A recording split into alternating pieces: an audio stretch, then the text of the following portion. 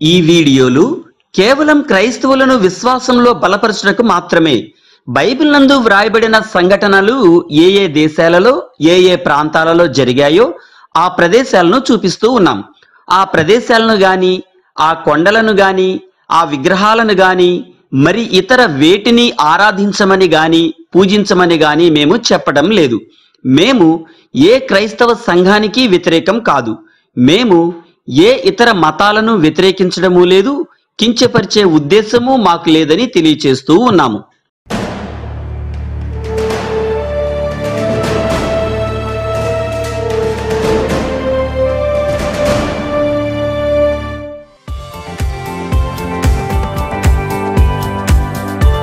మొదటిసారి మన ఛానల్లోని వీడియోలను మీరు చూస్తున్నట్లయితే మన ఛానల్ను సబ్స్క్రైబ్ చేసి ప్రక్కనే ఉన్న గంట బొమ్మను నొక్కండి. ప్రియమైన దేవుని బిడ్డలారా, మన ప్రభువైన యేసుక్రీస్తు వారి దివ్యనామములో మీ అందరికీ వందనములు మరియు శుభములు తెలియచేస్తూ ఉన్నాం.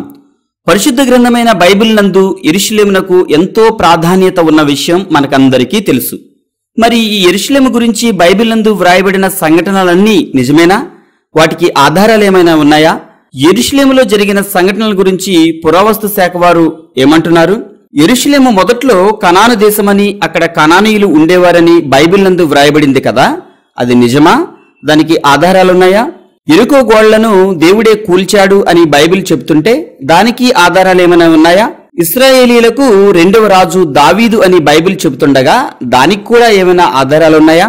యెరూషలేములో మొదటి దేవాలయాన్ని సొలొమోను రాజు కట్టాడని, మొదటి ఆలయాన్ని బబులోను రాజు నెబుకద్నెజరు కూల్చాడని అనడానికి సాక్ష్యాలేమైనా ఉన్నాయా? రెండవ ఆలయాన్ని ఎజ్రా నెహెమ్యాలు కట్టగా అప్పటి రాజు హేరోదు ఆధునీకరించాడని చెప్పడానికి ఏమైనా సాక్ష్యాలున్నాయా?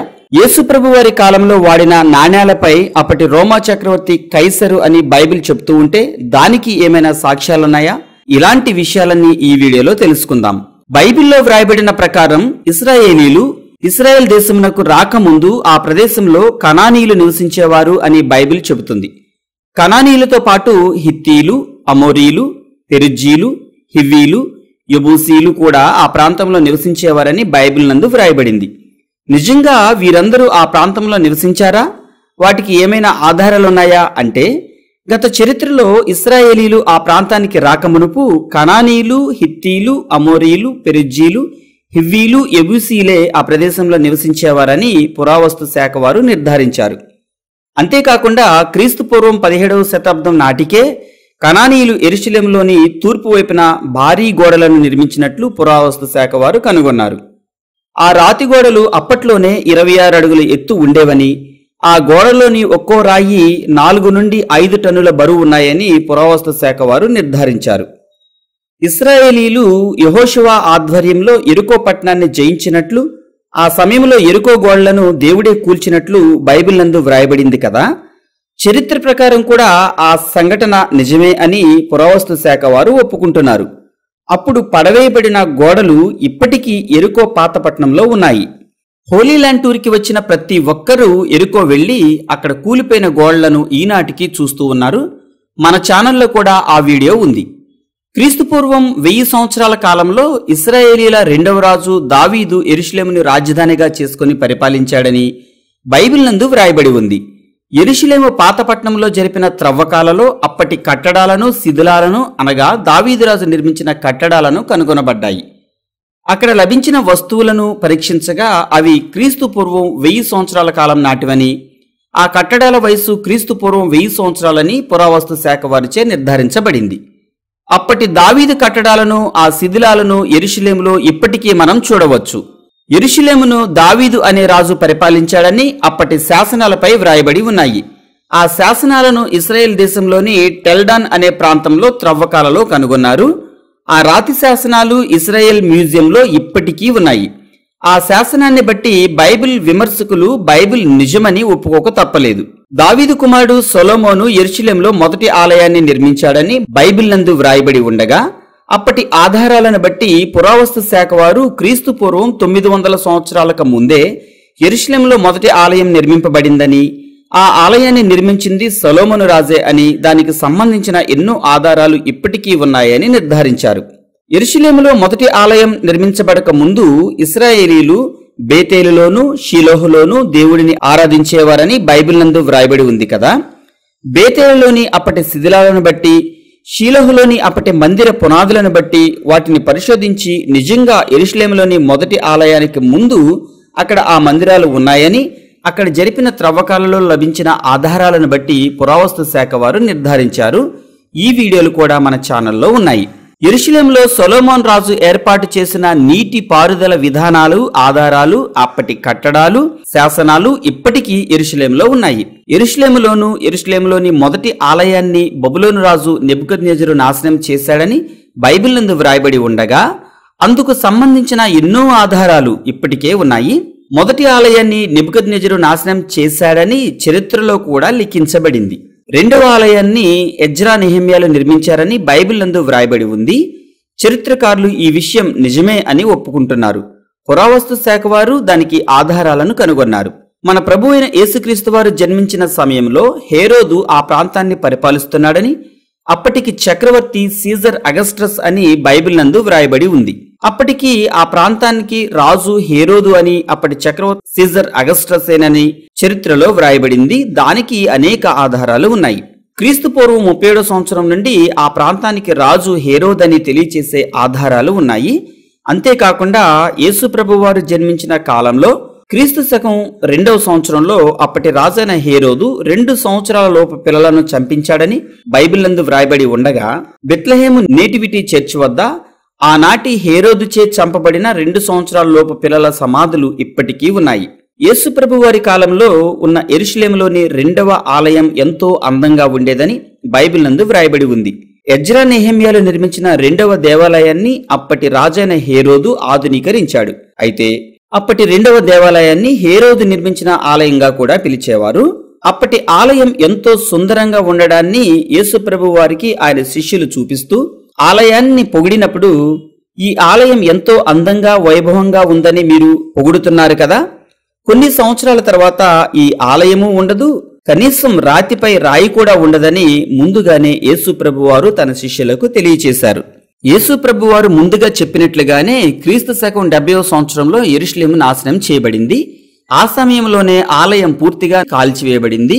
ఆ తర్వాత ఇప్పటికీ అక్కడ ఆలయం నిర్మింపబడలేదు. క్రీస్తు శకం 70వ సంవత్సరంలో యెరూషలేము నాశనం చేయబడిన సమయంలో ఆలయ పడమటి గోడ మిగిలిపోయింది.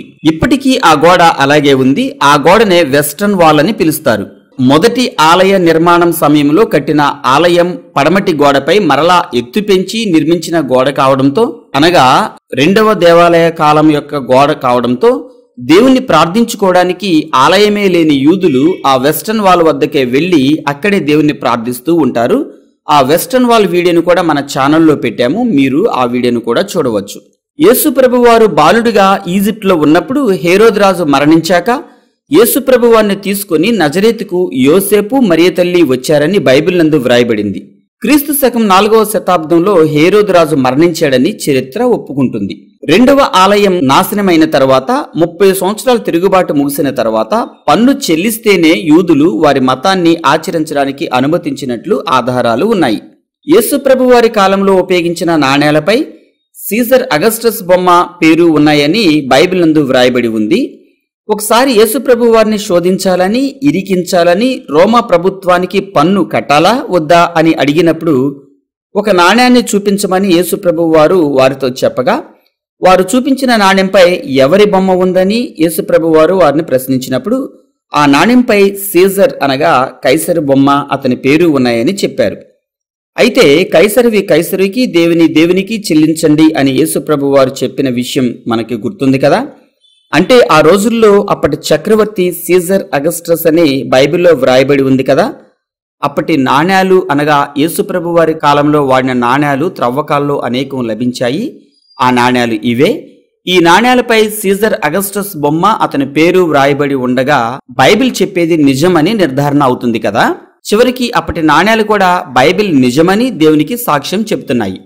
యేసు ప్రభువారు అద్భుతాలు చేసిన ప్రదేశాలు, ఆయన జీవితంలో జరిగిన అనేక సంఘటనల ఆధారాలు ఇంకా యెరూషలేములోను ఆ పరిసర ప్రాంతాల్లోనూ అనేకం ఉన్నాయి. ఆయన జన్మించిన బెత్లెహేములోని పశువుల పాక ప్రదేశం ఇంకా ఉంది. ఆయన పెరిగిన నజరేతు ఊరు, ఆయన పనిచేసిన కార్పెంటర్ వర్క్షాపు, ఆ ప్రదేశాలు ఇంకా ఉన్నాయి.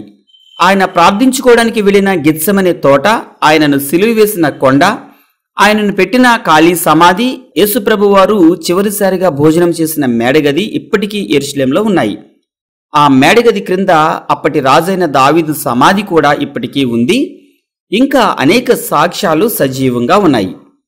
క్రీస్తు శకం 130వ సంవత్సరంలో అప్పటి రోమా చక్రవర్తి హడ్రియన్ యెరూషలేమును సందర్శించి యెరూషలేమును పునర్నిర్మించినట్లు చరిత్ర చెబుతుంది. క్రీస్తు శకం 4వ శతాబ్దంలో అనగా 335లో అప్పటి రోమా చక్రవర్తి కాన్స్టంటైన్ యెరూషలేమును క్రైస్తవ ఆరాధనా కేంద్రంగా పునర్నిర్మించాడు. కాన్స్టంటైన్ చక్రవర్తి తల్లి హెలీనా యెరూషలేముకు వచ్చి యేసుప్రభు వారు అద్భుతాలు చేసిన ప్రతి ప్రదేశంలోనూ మందిరాలను నిర్మించింది. యేసుప్రభు వారి శిలువను కూడా కనుగొన్నానని హెలీనా ప్రకటించింది. ప్రపంచంలోని ఎన్నో ప్రదేశాల నుండి లక్షలాది మంది ప్రజలు యెరూషలేముకు వచ్చి ఆయా సంఘటనలు జరిగిన ప్రదేశాలను ఇప్పటికీ చూసి వెళ్లడం ఎంతో ఆశ్చర్యాన్ని కలిగించే విషయం. దేవుడు ఎన్నుకున్న జాతి యూదా జాతి ఇప్పటికీ ఉండడం, వారి జ్ఞానం ఎంతో గొప్పది కావడం, అన్ని విషయాలలో వారి టెక్నాలజీని చూసి ప్రపంచమే ఆశ్చర్యపోవడం నిజంగా చెప్పుకోదగ్గ విషయం. వారి గొప్పతనానికి దేవుని కాపుదల, దేవుని దయ కాదని చెప్పగలమా? బైబిల్ నందు వ్రాయబడిన అనేక మంది రాజుల, ప్రవక్తల, గొప్పవారి సమాధులు ఇప్పటికీ యెరూషలేంలో ఉన్నాయి. ఇలా చెప్పుకుంటూ వెళ్తే మనకు సమయం సరిపోదు. బైబిల్ని కేవలం ఒక గ్రంథంగా మాత్రమే చూడవద్దు. బైబిల్ నిజమైన చరిత్ర గ్రంథంగా కూడా గమనించండి. బైబిల్ నందు వ్రాయబడిన సంఘటనలకు ఖచ్చితమైన ఆధారాలున్నాయని గుర్తించండి. మీ విశ్వాసాన్ని ఇంకా బలపరుచుకొని దేవునికి ఇంకా దగ్గరగా జీవించి మీరందరూ దేవుని దీవెనలు పొందాలని ఆకాంక్షిస్తూ మీ బ్రదర్ బెన్హర్ బాబు. మరో క్రొత్త వీడియోతో మళ్ళీ కలుద్దాం.